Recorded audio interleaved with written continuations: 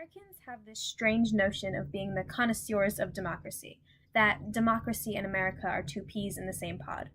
We often claim to be citizens of the freest country, boasting a connection with freedom and liberty no other country can hold a candle to. After all, we've been free since our conception in 1776, free from the pressing thumb of power-seeking rulers and callous tyrants. We are a government of the people, by the people, for the people. Except in recent years, democracy has taken a turn for the worse. Once democratic nations all over the world, nations like Chile, Venezuela, and Hungary, are falling to authoritarian rule. And while many of us would like to see America as immune to this threat, we are not. This is exemplified throughout our history, but most recently in the election of demagogue Donald Trump, an authoritarian ruler in the making. Due to the less than ideal direction our country is heading, I've come up with 3 methods to hopefully revitalize democracy in America. The first of these methods, simply put, is education. All democracies, no matter how unstable, rely on the same thing: the voices and opinions of the people. Representatives can be pure as gold or cunning as snakes, and in the end, it's still up to the voters to elect them into office. This is why educating both the current and future voting populations is so important. Obviously, the voting population needs to be informed on current events and modern legislature in order to make smart decisions in electing representatives. But unfortunately, there's not much any organization can do past plastering such information all over the news to achieve this goal. It's up to the individual to make the effort. However, what is more plausible is increasing the education of how the government functions. This has incredible benefits for society with little to no downsides. After all, the American governmental system is largely transparent, which allows the educated system to decide to know what's going on and thus make educated decisions. This can be implemented in the US by increasing the civics requirements in schools, so that kids grow up with an understanding of how a democratic government functions.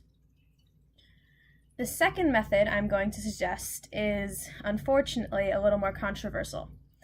It comes with a few more downsides than simply educating the public, but I believe it to be necessary to maintaining democracy. From the writing of our Constitution to more recent years, the concept of gatekeepers on the road to political fame has been an unfortunate necessity. These gatekeepers include party heads, many elected officials, and the infamous Electoral College.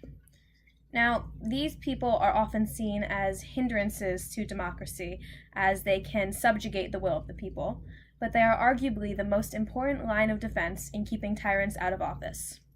However, these groups are by no means perfect and need to be changed. The Electoral College, for one, needs to be made up of rational thinkers, ready to make decisions about the future president in the best interest of our country, not party loyalists put forth by biased party leaders.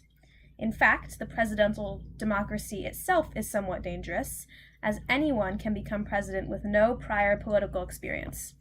A system like a parliamentary democracy might be better, in that only someone with political experience can become president. This, unfortunately, is unlikely to be implemented in America, as our Constitution was written so anyone could hold our country's highest office. The final and, in my opinion, most important method to saving democracy is to advocate for tolerance, forbearance, and compromise above all else. This can refer to a multitude of things, but most notably, this is about respect. In order to maintain a democracy that is truly for the people, we have to respect everyone. Those with different viewpoints than us, those with different backgrounds, those of different races and different religions and different upbringings. That doesn't mean we necessarily have to agree with those who are different, but it does mean we have to accept their claims as valid, and we simply can't attack them for being different. This is especially relevant when it comes to protest, as in protest should be peaceful and impactful, not violent and scarring.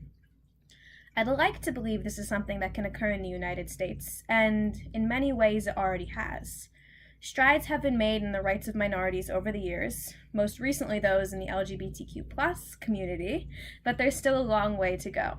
And given the current administration's obvious bigotry, we've also taken a few steps back.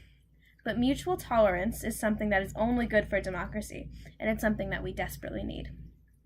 Democracy is a delicate thing, but it's also a beautiful one. It represents a dream of freedom and a dream of hope. It's something we have to hold on to and fight for, no matter how hard that fight may be.